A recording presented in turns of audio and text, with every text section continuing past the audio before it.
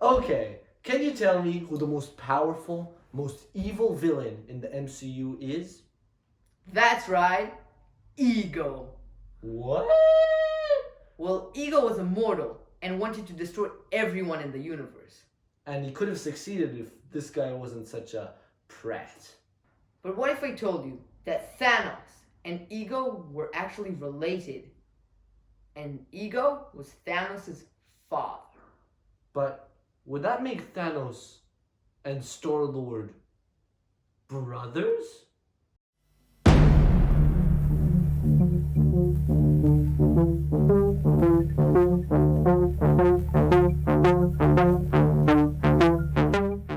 Okay, so let's talk a little bit about Ego.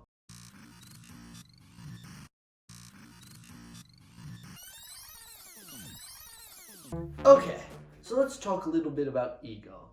Ego's life mission is to cover every planet in the universe in himself, so that everything is himself.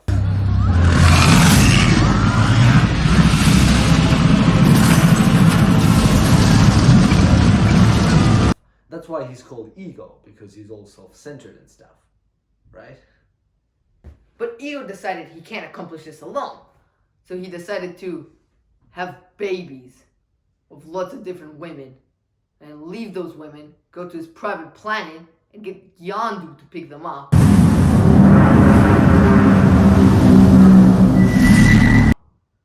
And then hopefully those babies would carry the celestial gene, and Ego's a celestial.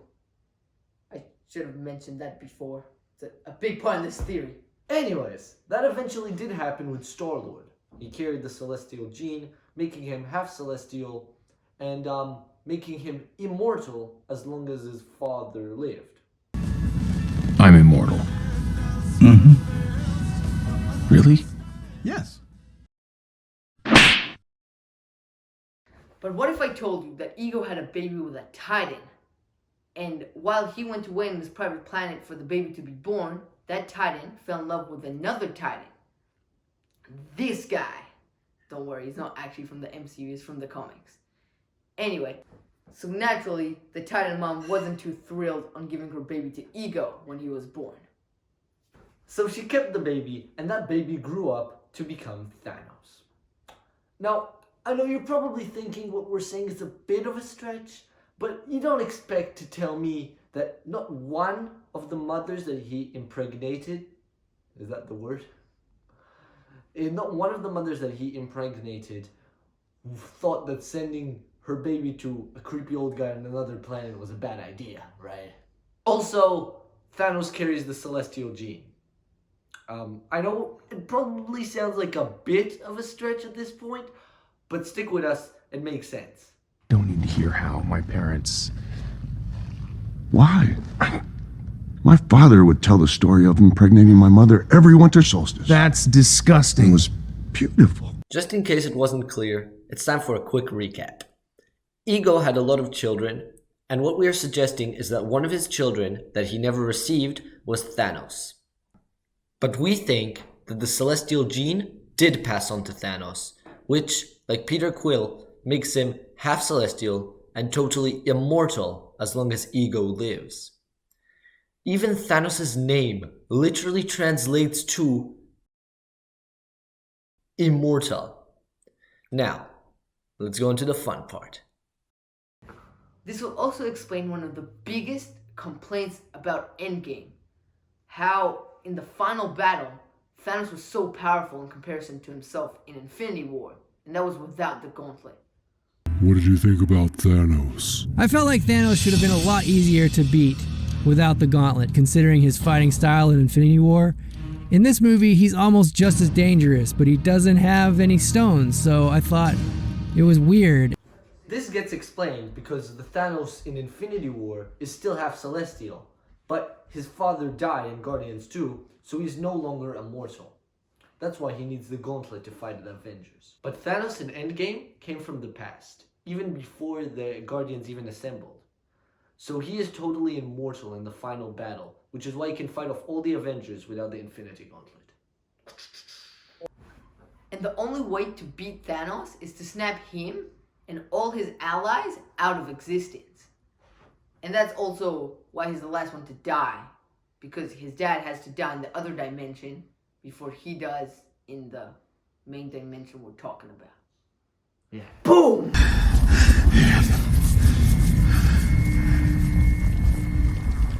Iron Man.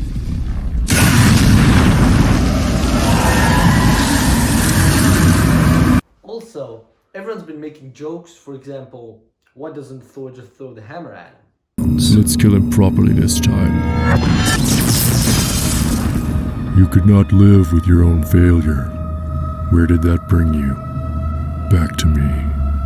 I thought by eliminating half You of talk my... too much. What? Not worthy. Get this hammer off me! You like him in the ribs. Spear the titan. Let's go. Where's your king right now? But because he's immortal, it wouldn't matter anyway. Well, Thor doesn't actually know this in this situation, so he's being pretty silly, but you know, we forgive him because he's Thor. Also, in Infinity War, Thanos tells Doctor Strange that on his old planet they were losing resources. And he suggested on killing half the population to save on resources. Obviously, the Titans on the planet didn't love this idea, so they ended up not doing it, and they all died. All except for Thanos. I wonder why. I'm just kidding. It's because he was immortal back then, and he didn't need resources to live.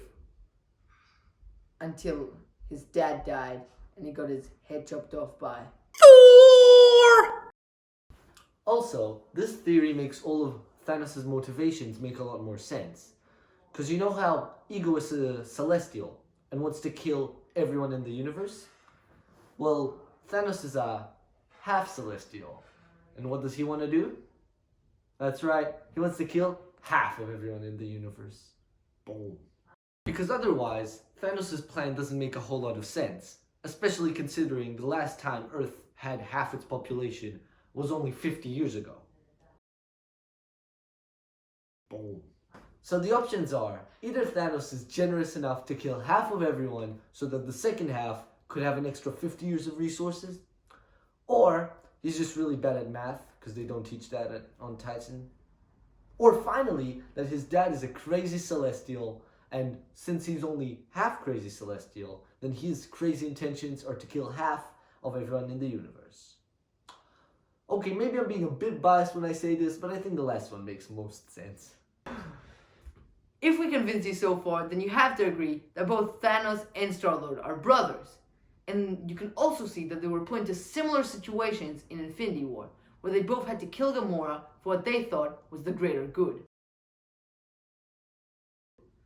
Both of them loved Gamora, and neither of them wanted to do it, but they both decided to at the end. Romantic. Sexual love. No, I don't. For her. No, that is not.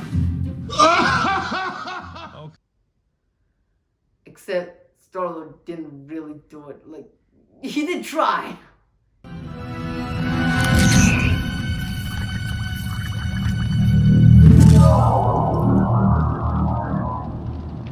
I like you.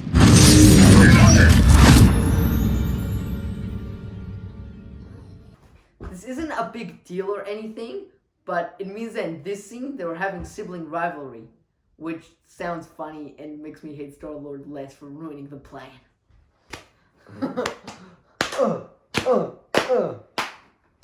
Bro. Ready? Okay.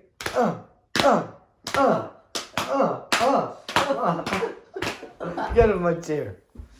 So, thanks for watching. We think this video explains a lot of things, like why Thanos has such a crazy ambition, and how come he's the only Titan to survive the lack of resources, and even why he was so overpowered in the final battle.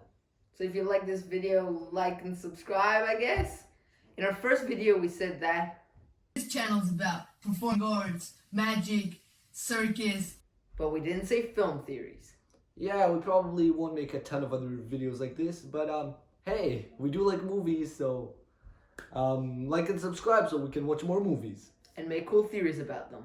So I guess see you next time. Bye!